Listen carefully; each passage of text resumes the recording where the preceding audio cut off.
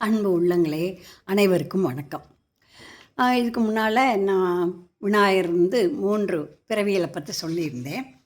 அடுத்தாப்புல பிறவிகள் மட்டும் 3 இல்லை, தவம் 3, தானங்கள் 3, ஞானம் 3, அதனுடைய பலன்களும் 3 வகைப்படும். இதை நான் முன்னாடி சொல்லியிருக்கிறேன். அதை நாராயண பெருமாள் விஷ்ணு பகவானுக்கு இந்த விநாயகர் உபதேசம் செய்தார். செஞ்சு முடித்த உடனே திருமால் அவரை நோக்கி, எம்பிரானே, வேதம் முதலானவற்றுள் இன்னதென வரையறுத்து கூற முடியாத உம்முடைய ஞானத்தை கருணையால் குறைவர உணர்ந்தேன். எனக்கு ஒரு குறைவும் இல்லை. இருந்தாலும் கூட இந்த வீணை ஏந்திய நாரத முனிவர் இருந்தாரே, அவரே உம்மை விஸ்வரூபத்தை தரிசித்திருப்பதாக சொல்லியிருக்கிறார். பிரம்மாண்டமாக சொன்னார். அந்த ரூபத்தை நான் பார்க்க வேண்டும் என்றார். உடனே கணேசனார் தயை அறிந்து தன்னுடைய விஸ்வரூபத்தை காட்டினார்.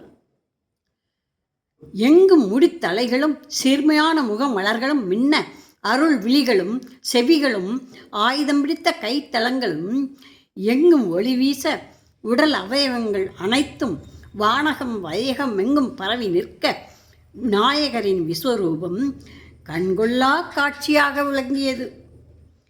உடம்பில் ரோமங்கள் தோறும் சகலவிதமான அண்டங்களும் தேவர்கள் முனிவர்கள் முதலானவர்களும் மூவேல் விதங்களும் இருப்பதைக் கண்டு பேரின்ப வெள்ளக்கடலில் மூழ்கினார் மாயவன்.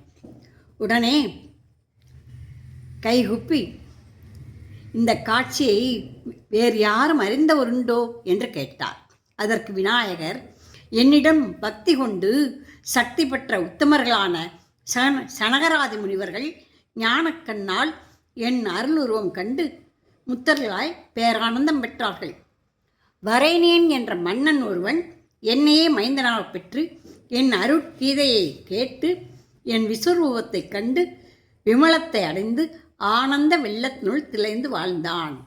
இவ்வாறு கணேசர் கீதையை திருமால் நான்முகனுக்கு வழங்கினார். நான்முகனோ மனுவுக்கு தந்தார். மனு முனிவர் பல்லோர் பக்தியோடு கேட்டு தம் பரம்பரைகளுக்கு உபதேசித்தார்கள். இதை தொடர்ந்து பார்க்கவும் சிறு சிறு பகுதிகளாக சொல்கிறேன். நன்றி, வணக்கம். லைக் பண்ணவும், கமெண்ட் பண்ணவும், சர்ப்ரைஸ் பண்ணவும். நன்றி, வணக்கம்.